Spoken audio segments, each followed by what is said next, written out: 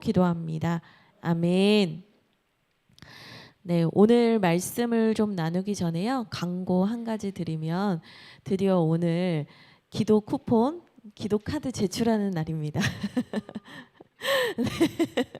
그래서 오늘 기도회 딱 끝나시면 집에 귀가하시는 길에 쿠폰 사진을 딱 찍으셔서 인증샷을 저에게 보내주시면 주일에 정말 뭐 이렇게 지금까지 교회에서 한 번도 안 받아보신 선물을 받아보시게 될 것 같아요.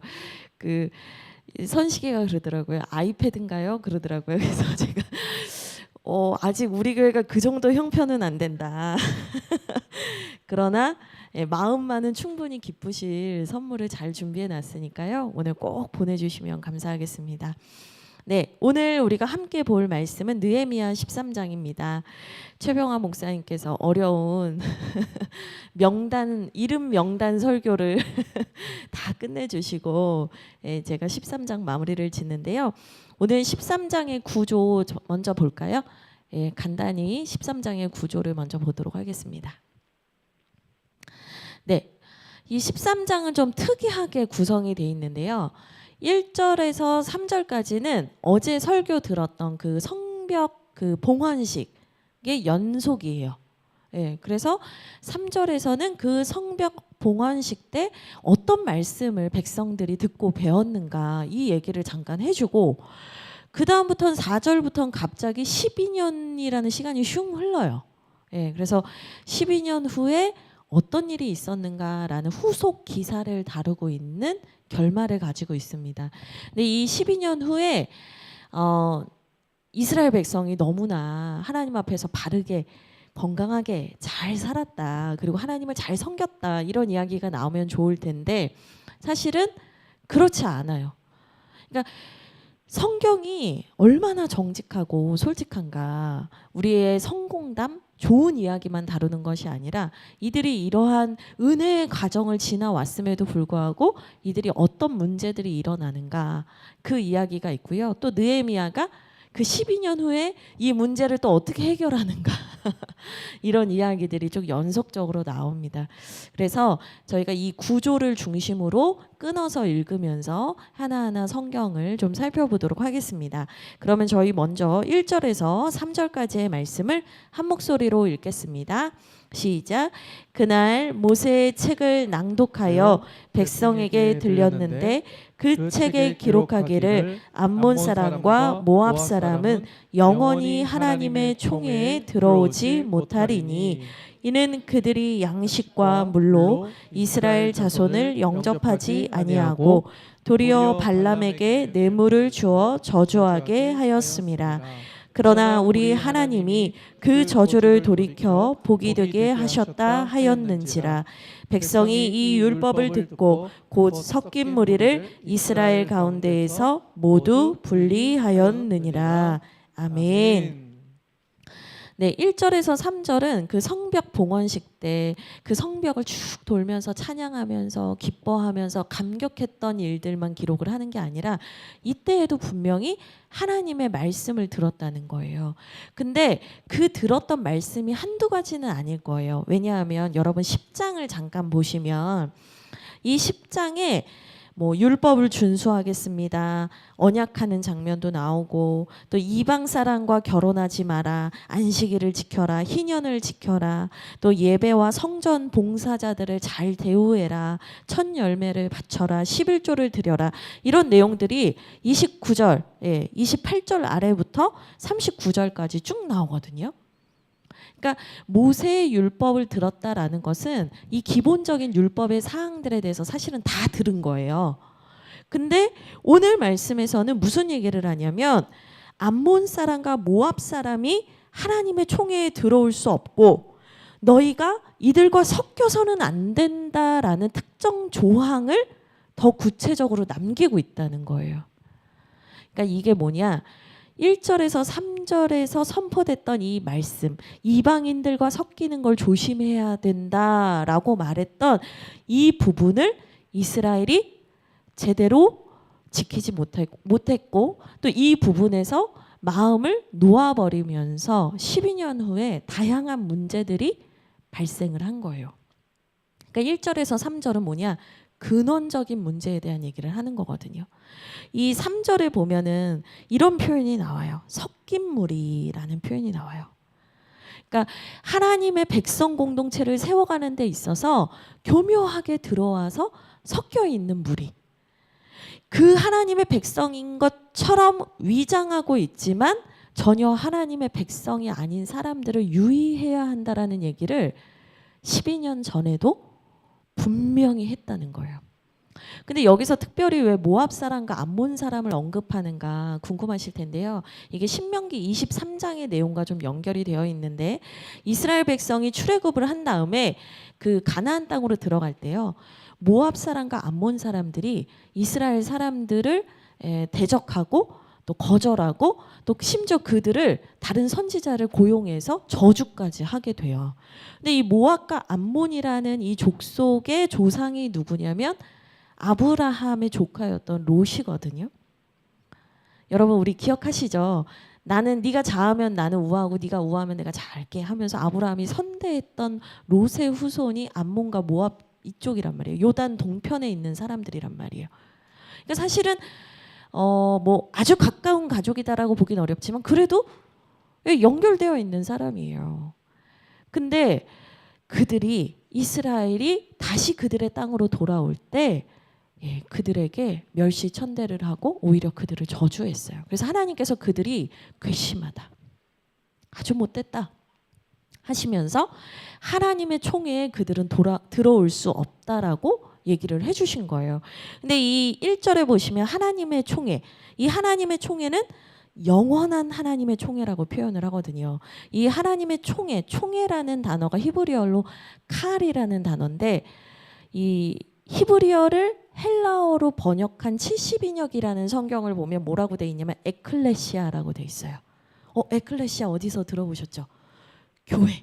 교회가 에클레시아예요. 그러니까 구약에서 말하는 이 영원한 하나님의 총회가 뭐냐면 영원한 하나님의 교회, 영원한 하나님의 나라를 의미하는 거거든요. 그러니까 하나님을 대적하고 하나님의 백성들을 괴롭혔던 그 족속은 들어올 수 없다 이거예요. 근데 사실 생각해 보면 이름이 비슷해서 잘 생각하셔야 돼요. 그 아브라함의 조카는 롯이었고 롯. 나오미의 며느리는 룻이에요. 근데 룻이 어느 나라 사람이냐면 모압 사람이거든요. 그럼 룻은 어떻게 구원을 받은 거냐? 그러니까 이게 뭐냐면 회개하고 하나님의 백성이 되고자 하는 사람들에 대해서는 하나님께서 그 진정성과 믿음을 보시고 받아주시지만 여기에서의 상징은 뭐냐면 하나님과 하나님의 백성들을 괴롭혔던 암몬과 모압이라는 어떤 상징적인 의미가 있는 거예요. 그래서 이 사람들은 못 들어온다. 그리고 이들이 교묘하게 너희들에게 친척인 것처럼 우리는 가족인 것처럼 교묘하게 들어와서 너희들에게 죄를 짓게 할 수 있는데 너희가 그들을 조심해라. 이 예수님의 말씀으로 연결을 하면 뭐냐면 너희가 바리새인과 사두개인과 이 서기관의 누룩을 조심하라. 이 말씀을 하셨거든요. 같은 종교인인 것 같고 같은 신앙인인 것 같고 같은 하나님의 백성인 것 같은데 그들에게 들어와서 온전한 하나님을 향한 신앙을 회방하고 그 신앙을 오염시키는 존재를 조심하라. 그 말씀이에요. 그러니까 12년 전에 분명히 그게 너희한테 제일 중요한 일이다라고 얘기를 해준 거죠. 그리고 나서 이제 4절부터는 12년이 지난 후입니다. 이제 5장 느헤미야 5장 14절을 보면 느헤미야가 총독 기간이 12년이었다고 표현을 하거든요. 한번 찾아가 보실까요? 5장 14절 보시면 5장 14절 보시면 같이 읽겠습니다. 시작. 또한 유다 땅 총독으로 세움을 받은 때 곧 아닥사스다 왕 제20년부터 제32년까지 12년 동안은 나와 내 형제들이 총독의 녹을 먹지 아니하였느니라. 아멘. 그러니까 지금 무슨 얘기냐면 아닥사스다 20년 때부터 32년까지 12년 동안 본인이 느헤미야가 총독으로 있었는데요. 그때 동안 월급을 안 받고 섬겼다 그 얘기를 한 거예요. 그러니까 그 얘기는 뭐냐? 12년 동안 느헤미야가 그 땅을 다스렸다는 거예요. 그러니까 그때는 아무래도 뭐 별일 없었던 것 같아요. 예, 그때는 그래도 느헤미야가 있고 또 느헤미야 같은 또 이제 비전의 사람과 그 강력한 리더십이 있으니까 그 공동체에서 나쁜 짓을 할 수가 없었던 것 같아요. 근데 4절부터는 뭐냐?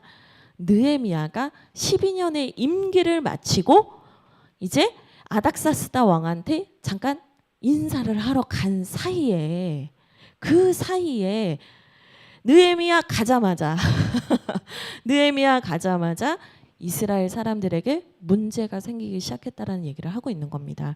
그래서 우리 4절부터 14절까지 원래 읽으면 되는데요. 제가 14절로 끄는 이유는 뭐냐면 이 문제가 하나 나오고 그 문제에 대한 느헤미야의 기도가 나와요. 그게 한 덩어리예요. 그래서 14절 한번 보세요. 내 하나님이여 이 일로 말미암아 나를 기억하옵소서 이렇게 나오죠. 근데 22절도 한번 보세요. 내 하나님이여 나를 위하여 이 일도 기억하시옵고 나오죠. 31절도 보세요. 내 정한 기간에 이렇게 쭉 나오다가 내 하나님이여 나를 기억하사 복을 주옵소서. 그러니까 14절, 22절, 31절이 다 느헤미야의 기도문이고 그 앞에는 문제가 있어요. 아까 구조 한번 보여주실래요?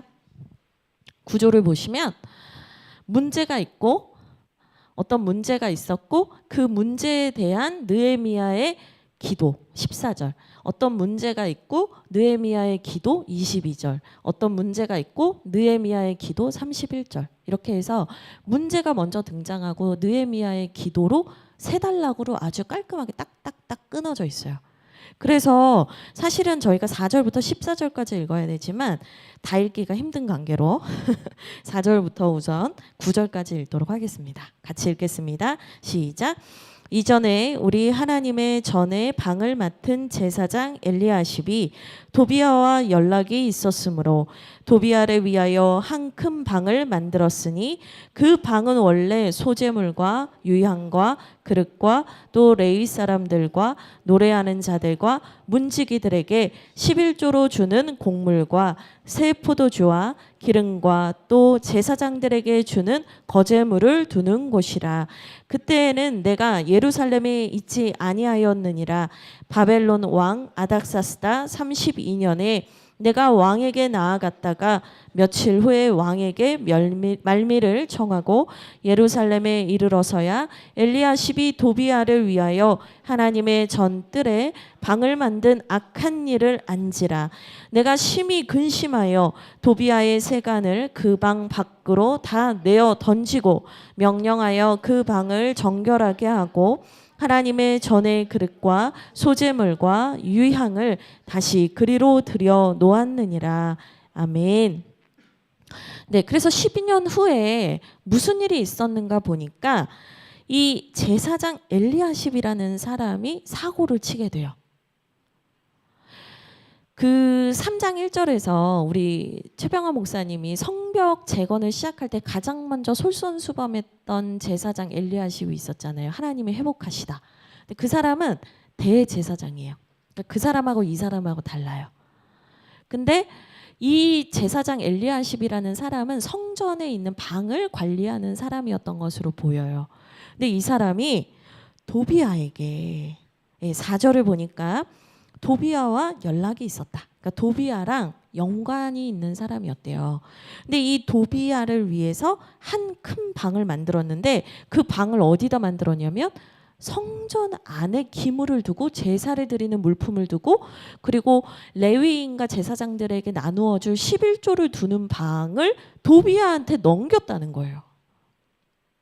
여기서 만들었다. 5절에 만들었다라는 동사가요. 히브리어 원문을 보면 자발성이 있는 행동을 의미해요. 그러니까 도비아가 요청한 게 아니에요. 그 제사장이 자기가 스스로 도비아한테 그 방을 만들어 드리면서 이 성전에 들어와서 거하십시오라고 했다는 거예요. 너무 화가 나죠. 근데 그걸 누가 그런 거예요? 제사장이.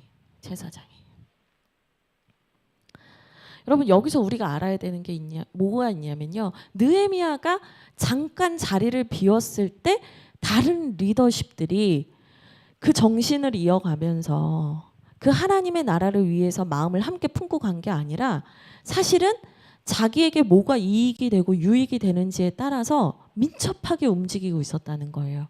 당시 산발랏이나 도비아는 여기에서는 권력이 있는 사람이에요.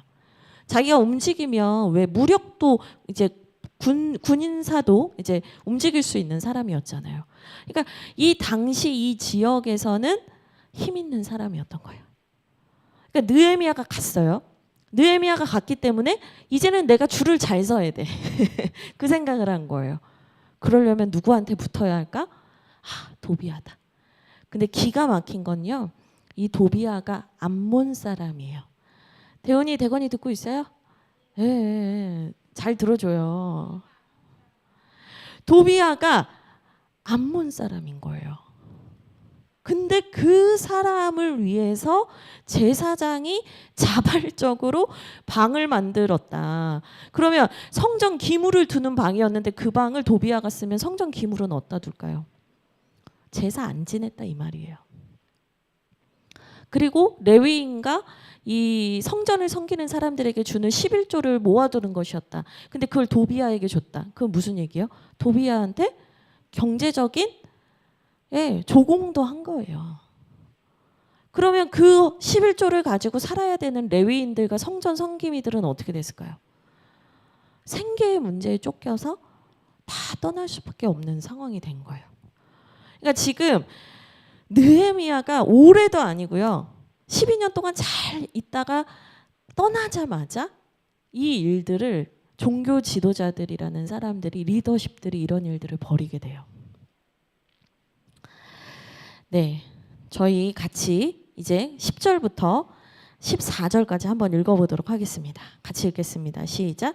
내가 또 알아본즉 레위 사람들이 받을 몫을 주지 아니하였으므로 그 직무를 행하는 레위 사람들과 노래하는 자들이 각각 자기 밭으로 도망하였기로 내가 모든 민장들을 꾸짖어 이르기를 하나님의 전이 어찌하여 버림바 되었느냐 하고 곧 레위 사람을 불러 모아 다시 제자리에 세웠더니 이에 온 유다가 곡식과 새 포도주와 기름의 11조를 가져다가 곡간에 드림으로 내가 제사장 셀레마야 서기관 사독과 레위 사람 부하야 창고지기로 삼고 마따냐의 손자 삭굴의 아들 하난을 버금으로 삼았나니 이는 그들이 충직한 자로 인정됨이라. 그 직분은 형제들에게 분배하는 일이었느니라. 내 하나님이여 이 일로 말미암아 나를 기억하옵소서. 내 하나님의 정과 그 모든 직무를 위하여 내가 행한 선한 일을 도말하지 마옵소서. 아멘. 그러니까 지금 이 상황이 이렇게까지 오니까 연쇄적으로 레위인들이 결국엔 생계를 위해서 성전 봉사를 다 포기하고 다 흩어져 있었다는 거예요. 그러니까 느헤미야 입장에서 한번 생각해 보세요. 12년 동안 그들을 위해서 월급도 받지 않고 그들을 사랑하고 섬기고 헌신했는데 느헤미야가 자리를 비운 그 사이에 이 성경에서는 보면은요. 6절에 보면 왕에게 갔을 때 며칠 후에 왕에게 말미를 청했다라고 하는데 사실 이제 원문의 의미를 더 보면은 며칠 후가 뭐 3일 있다가 뭐 이런 의미가 아니고요. 몇 년 정도의 시간이 지난 거예요. 근데 그 당시에는 이 바벨론 쪽으로 넘어가는데도 빨리 가야 3개월, 6개월이거든요. 그러니까 왕복만 1년이에요. 그러니까 그래봤자 뭐 왕하고 잠깐 보내다가 왔다 갔다 한 시간이라고 해봤자 뭐 1년 조금 넘었거나 뭐 2, 3년 되는 시간밖에 안 돼요. 근데 그 시간 동안 느헤미야는 12년 동안 그렇게 사랑하고 섬겼기 때문에 이들이 잘하고 있을 거라고 생각을 했어요. 근데 돌아왔을 때의 모습은 너무나 실망스러운 거예요. 만약에 저였다면 얘네는 변하지 않겠다. 얘네는 그냥 이러다가 죽겠구나. 그냥 나는 내 앞가림이나 잘하고 나나 잘 먹고 잘 살아야겠다라고 생각을 하고 이 사람들 두고 그냥 다시 왕 곁으로 갈 수도 있었을 거라고 생각해요. 근데요 느헤미야는요 그 12년이라는 시간 동안 그렇게 사랑하고 헌신했음에도 불구하고 배신하는 그들을 보면서도요, 자기의 사명을 포기하지 않아요. 그래, 너는 그랬구나. 근데 나는 하나님 앞에서의 약속을 지킬 거야. 근데 그 약속이 뭔지 아세요? 아까 10장으로 잠깐 더 넘겨보시겠어요? 10장 39절을 한번 보셔요. 10장 39절 제가 읽어볼게요. 곧 이스라엘 자손과 레위 자손이 거제로 드린 곡식과 새 포도주와 기름을 가져다가 성소의 그릇들을 두는 골방, 곧 섬기는 제사장들과 문지기들과 노래하는 자들이 있는 골방에 둘 것이라. 그리하여, 여기가 중요합니다, 우리가 우리 하나님의 전을 버려두지 아니하리라. 이게 모든 백성들이 약속을 했는데요, 제사장은 안 지켰지만 느헤미야는 그 언약식에 자기도 아멘으로 합답했잖아요. 자기 이름 썼잖아요. 나는 이 약속 지키겠다 이거예요. 어기는 사람도 있고 배신하는 사람도 있고, 여기서 이제 버려두다라는 표현이 사실은 다양한 뉘앙스가 있는데 배신하다는 의미가 있어요. 너희들이 다 하나님 배신해도 나는 하나님 배신 안 한다. 그러니까 그 사람들을 생각하면 괘씸했을 거예요. 그 사람들 생각하면 다시 마음 열고 싶지 않을 거예요. 근데 느헤미야는 왜 이 자리를 지키고 다시 어그러진 것을 고쳤는가? 사람들에게 미움을 받으면서까지 왜 이것을 고쳐냈는가? 하나님하고의 약속이니까. 제가 이것을 버리지 않겠습니다. 11절에 보세요. 내가 모든 민장들을 꾸짖어 이르기를 하나님의 전이 어찌하여 버림바 되었느냐. 일부러 이 말하는 거예요. 우리 언약식 때 하나님과 약속할 때 이 말 꼭 했잖아요. 이제는 다시는 하나님의 전을 우리가 버려두지 않겠다고, 배신하지 않겠다고 우리 같이 약속했는데, 너희들도 엘리야십이 아무리 그렇게 잘못을 했다고는 하나 왜 너희는 침묵한 거야? 제가 생각해 봤어요. 왜 민장들이 아니라고는 생각했을 텐데 왜 가만히 있었을까? 엘리야십이 왜 도비야한테 자발적으로 그걸 갖다 바쳤을까?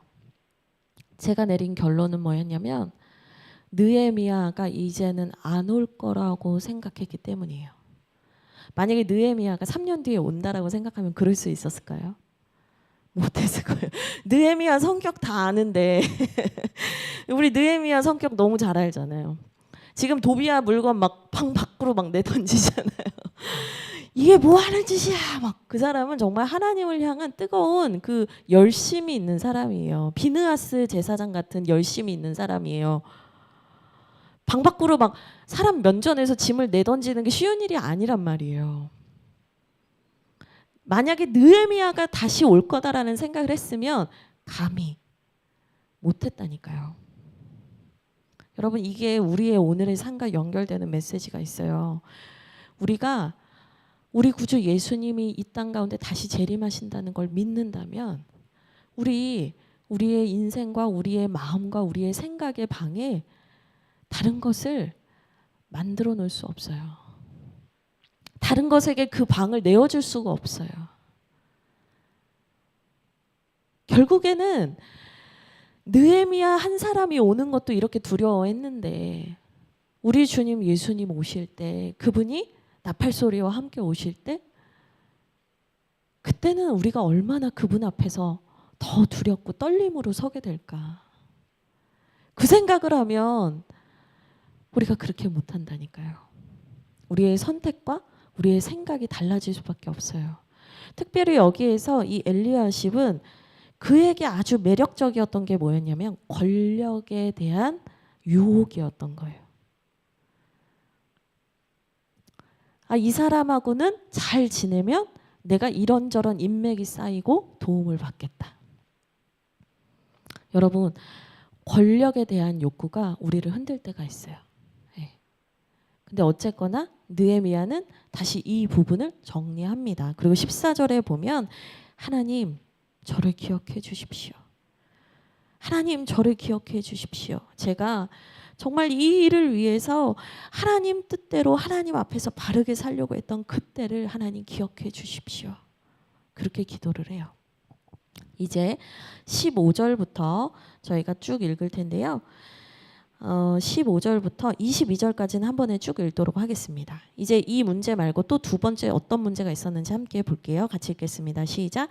그때 내가 본즉 유다에서 어떤 사람이 안식일에 술투를 밟고 곡식단을 나귀에 실어 운반하며 포도주와 포도와 무화과 여러 가지 짐을 지고 안식일에 예루살렘에 들어와서 음식물을 팔기로 그날에 내가 경계하였고 또 두로 사람이 예루살렘에 살며 물고기와 각양 물건을 가져다가 안식일에 예루살렘에서도 유다 자손에게 팔기로 내가 유다의 모든 귀인들을 꾸짖어 그들에게 이르기를 너희가 어찌 이 악을 행하여 안식일을 범하느냐 너희 조상들이 이같이 행하지 아니하였느냐 그래서 우리 하나님이 이 모든 재앙을 우리와 이 성읍에 내리신 것이 아니냐.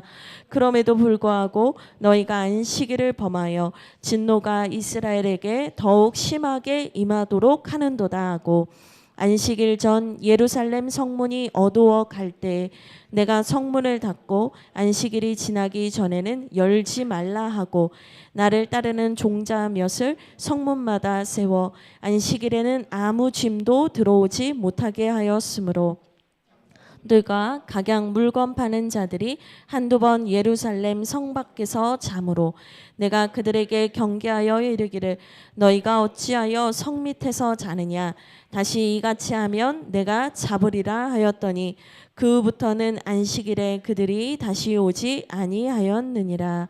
내가 또 레위 사람들에게 몸을 정결하게 하고 와서 성문을 지켜서 안식일을 거룩하게 하라 하였느니라.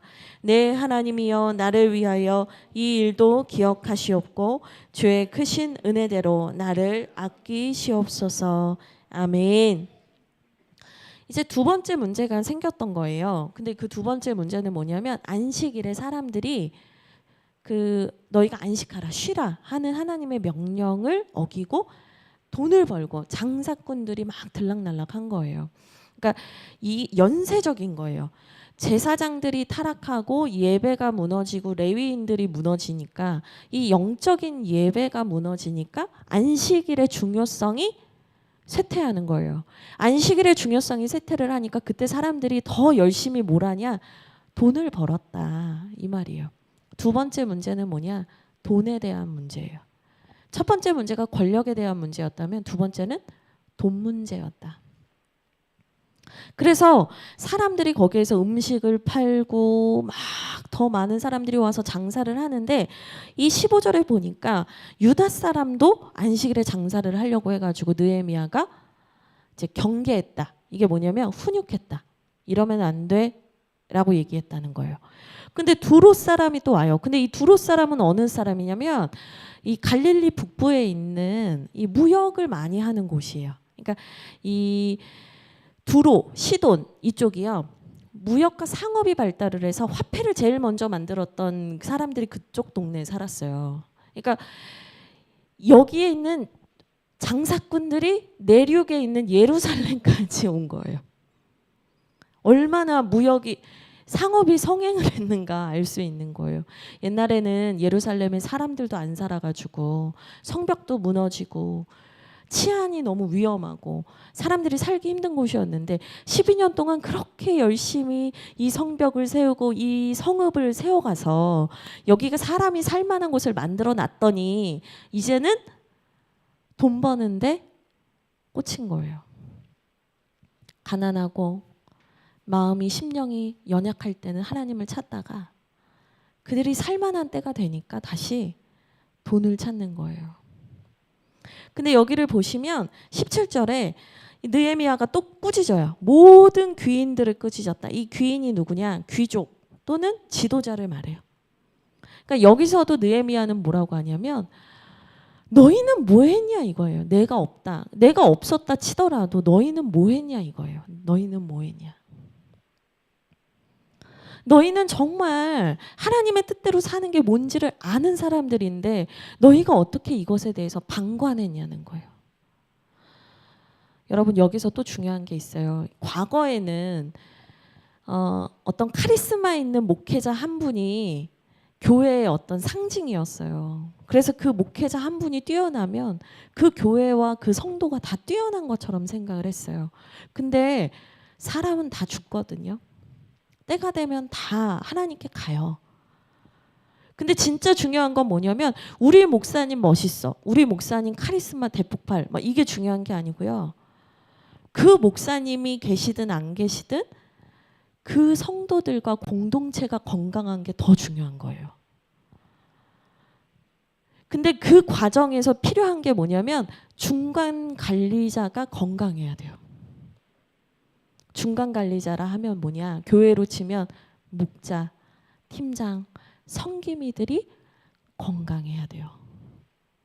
그게 안 되면요. 한 분 목사님이, 한 분 리더십은 탁월할 수 있는데요.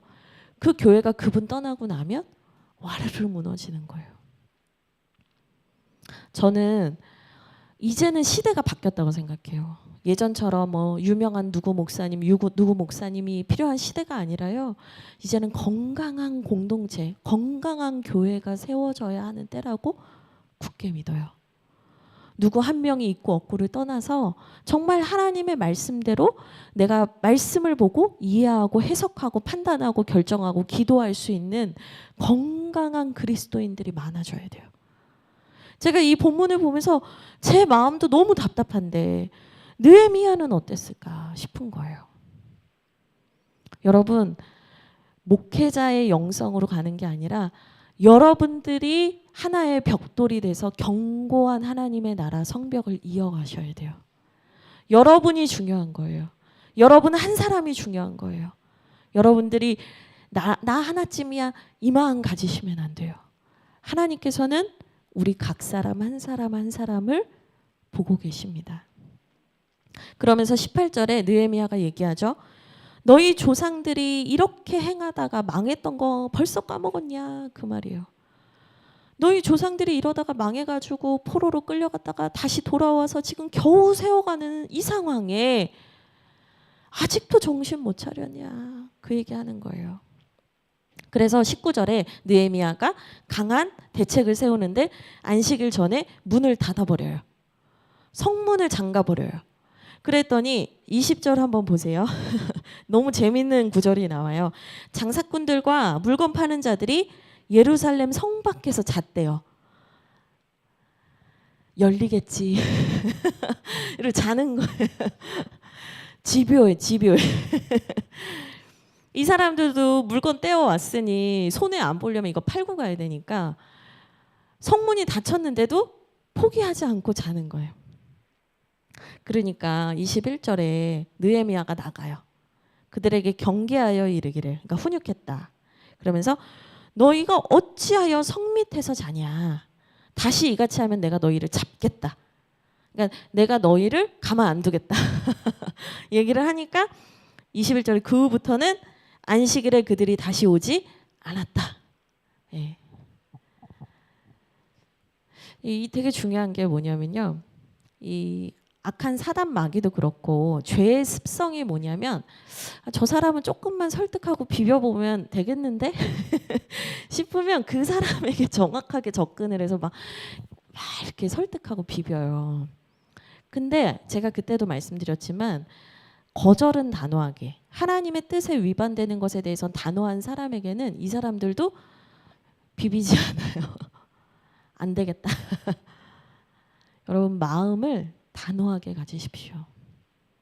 우리가 사람을 사랑하는 것과 하나님 앞에서 범죄하는 걸 헷갈리시면 안 돼요. 우리가 이웃을 사랑하고 하나님의 복음을 전하기 위해서 사람들을 품는 것도 필요하지만 그건 내가 죄를 지어도 된다는 말은 아니에요. 그러니까 우리에겐 더 지혜가 필요한 거예요. 죄를 짓지도 않으면서 사람들을 품는 게 쉬운 일이 아니에요. 그래서 우리에게는 하늘의 신령한 지혜가 필요한 거예요. 1장 처음 설교 말씀 2장 때도 말씀드렸는데 하늘에서 부어지는 후히 주시고 꾸짖지 아니하시는 신령한 지혜가 있어야 이 두 마리 토끼를 다 잡는 거예요. 느헤미야는 지금 그들에게는 단호하게 얘기를 한 거죠. 그리고 22절에 다시 얘기해요. 하나님 저를 기억해 주십시오. 그리고 저를 아껴주십시오. 근데 이 아껴달라는 말이 불쌍히 여겨달라는 말이에요. 근데 계속해서 14절, 22절에 이 얘기를 하는 이유가 뭐냐? 결국에는 느헤미야가 하는 이 모든 일들이 사람에게는 환영받지 못한 거예요. 하나님이 이걸 알아주시지 않고 하나님이 날 위로해 주시지 않으면 느헤미야도 스스로 이걸 혼자서 계속 짊어지고 갈 수는 없을 만큼 외로운 싸움이었다 이 말이에요. 근데 여러분 이 생각해 보셔요. 느헤미야 혼자 이 싸움 하는 게 아니라 함께 이것을 마음을 모아주는 리더십들이 있었다면 느헤미야가 얼마나 든든했을까 그 생각이 들어요. 네, 23절부터 31절 같이 읽겠습니다. 네, 같이 읽겠습니다. 시작.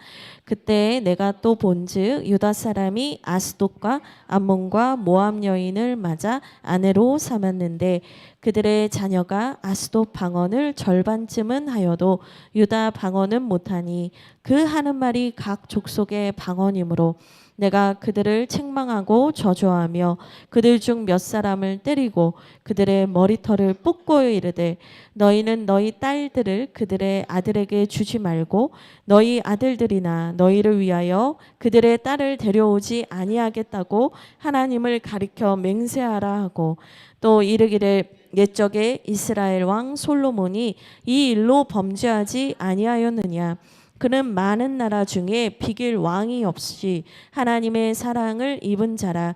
하나님이 그를 왕으로 삼아 온 이스라엘을 다스리게 하셨으나 이방 여인이 그를 범죄하게 하였나니 너희가 이방 여인을 아내로 맞아 이 모든 큰 악을 행하여 우리 하나님께 범죄하는 것을 우리가 어찌 용납하겠느냐. 대제사장 엘리야십의 손자 유야다의 아들 하나가 호론 사람 산발랏의 사위가 되었으므로 쫓아내어 나를 떠나게 하였느니라. 내 하나님이여 그들이 제사장의 직분을 더럽히고 제사장의 직분과 레위 사람에 대한 언약을 어겼사오니 그들을 기억하옵소서. 내가 이와 같이 그들에게 이방 사람을 떠나게 하여 그들을 깨끗하게 하고 또 제사장과 레위 사람의 반열을 세워 각각 자기의 일을 맡게 하고 또 정한 기한에 나무와 처음 익은 것을 드리게 하였사오니 내 하나님이여 나를 기억하사 복을 주옵소서. 아멘. 이 세 번째 문제는 뭐였냐면 이방 사람들과 통혼을 하는 게 문제였던 거예요. 특별히 암몬 사람, 모압 사람을 아내로 맞은 것뿐만 아니라 24절을 한번 보세요. 아스돗 사람이라는 이 민족의 사람들과 결혼을 했는데 24절에 그들의 자녀가 아스돗 방언은 절반쯤은 하는데 유다 방언은 못했대요. 네. 그러니까 그냥 결혼만 한 게 아니라 그 나라의 말을 배우고 그 이방의 나라의 말만 배우고 이방의 나라의 종교적인 우상 숭배에 가까이 갔다는 거예요. 그러니까 느헤미야가 봤는데 분명히 보니까 유대 사람인데 유대 말을 못해요. 그게 느헤미야한테 너무나 화가 나고 고통스러운 일이었던 거예요. 그동안은 경계하고 훈육만 했거든요. 이 일을 보고는 느헤미야가 얼마나 기가 막히고 화가 났으면 때렸대요. 내가 때렸대요. 내가 그걸 참을 수가 없어서 때렸대요. 그리고 머리털을 뽑았다 이 말이 나오는데 고대 사회에서 머리털이나 수염을 뽑으면 수치스럽게 한다는 거거든요. 그러니까 느헤미야가 너 이거 진짜 잘못한 거다 이 말이에요. 어떻게 이 당시에는 뭐 문서가 많이 있는 것도 아니고 종이가 흔한 것도 아니고 하나님의 말씀을 오직 구전으로 들어서 그걸 암송하면서 하나님의 말씀을 항상 암기하면서 하나님의 백성됨을 지켰는데 아예 이 나라 말을 못하고 이방 나라 말만 하면은 이 아이는 그냥 하나님 말씀을 배우지도 못하는 거예요. 너희의 자녀에 대해서 어떻게 이렇게 할 수가 있냐. 느헤미야가 화를 냅니다.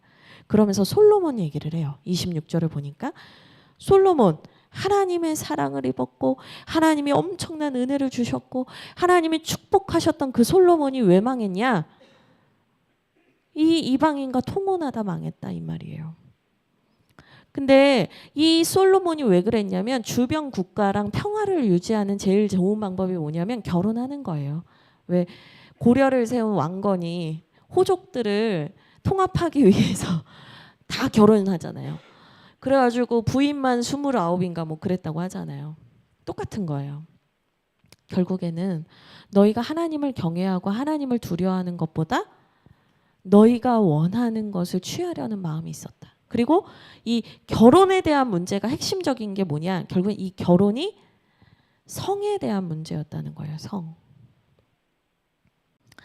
근데 특별히 28절 보니까 대제사장 엘리야십의 손자의 아들도 심지어 산발랏의 사위가 됩니다. 그러니까 리더십이 더 엉망진창이었다 이 말이에요. 지금 여기에서 느헤미야가 말하고 있는 건 느헤미야가 떠난 이후의 리더십들이 더 큰 문제였다는 얘기를 하고 있는 거예요. 너희들이 더 권력을 밝히고 너희가 더 돈을 밝히고 너희가 더 성적인 문제에 대해서 더 범죄했다는 거예요. 근데 여기에서 핵심 세 가지, 권력, 돈, 성적인 문제. 이게 결국에 뭐냐면 시대를 막론하고 인간의 본질적인 본능적인 죄성이고 유혹의 자리예요. 이 세 가지가 우리가 항상 흔들리면, 우리가 이 세 가지에서 항상 유혹받으면 하나님의 백성다움을 지키는 것이 아니라 세상 사람들과 동일한 삶을 살아가게 된다는 거예요. 제가 책을 하나 마지막에 추천을 해드리고 싶어서 준비를 했는데요. 되게 유명한 고전 같은 책이에요. 돈, 섹스, 권력이라는 리차드 포스터의 책인데 아주 오래된 책이에요. 근데 이 세 가지가 딱 말하는 게 뭐냐면 이 세 가지에서 그리스도인이 다 무너진다 이거예요. 이 세 가지를 우리가 어떻게 하나님의 백성답게 구별되게 찾느냐에 따라서 우리의 인생과 삶은 달라지고 이 땅 가운데서 하나님 나라의 영향력은 달라진다는 거예요. 추천 도서입니다. 근데요, 이 일이 주전 432년 이때에도 계속 일어나고 있었던 거예요. 그러니까 힘든 건 인정해요. 왜? 인간의 본능적인 유혹을 건드리는 거거든요. 그러나 느헤미야는 인간은 어쩔 수 없습니다. 인간은 고쳐 쓰는 거 아닙니다. 라고 말하면서 포기한 게 아니고요. 그럼에도 불구하고 어떻게 했는가? 31절에 내 하나님이여 나를 기억하사 복을 주옵소서. 하나님 저를 기억해 주십시오. 하나님은 하나님의 영광과 그 하나님의 나라를 위해서 자신을 드리고 그 하나님의 나라를 위해서 분투하는 그 한 사람을 주목하고 계신다는 거예요. 그리고 그 사람을 통해서 하나님의 나라를 이어가기를 원하십니다. 하나님은 대다수의 사람들이 이 세 가지 문제에서 흔들릴 걸 알고 계세요. 그런데 그럼에도 불구하고 나의 백성이 되어 비전의 사람이 되어 하나님 나라를 위하여 나아갈 느헤미야와 같은 사람 누구냐? 주님 물으신다는 거죠. 하나님은 항상 한 사람, 적은 소수의 공동체를 통해서 하나님의 역사를 이루어 가셨습니다. 이제 말씀을 마치려고 하는데요. 제가 항상 최병화 목사님께 40분 전에 설교를 끝내라고 하는데 제가 40분이 넘었더니 최병화 목사님 웃으시면서 제가 저 뒤에서 맨날 이러고 있거든요. 40분. 근데 제가 넘었더니 최병화 목사님 네, 죄송합니다. 무조건 설교를 끝내겠습니다. 정리하겠습니다. 예, 느헤미야가 애쓰고 수고했지만 인간의 죄성은 쉬이 바뀌지 않았습니다. 유혹을 받았습니다. 그런데 느헤미야는 하나님과의 언약을 기억함으로 사람들이 다 배신한다 해도 나는 끝까지 주님과 약속한 걸 지키겠다고 걸어갔습니다. 하나님께서 이런 충성스러운 사람을 찾으시고 기다리십니다. 주하길교회와 여러분들이 바로 그 한 사람이 되시기를 주님의 이름으로 축복드립니다. 우리 함께 기도하겠습니다.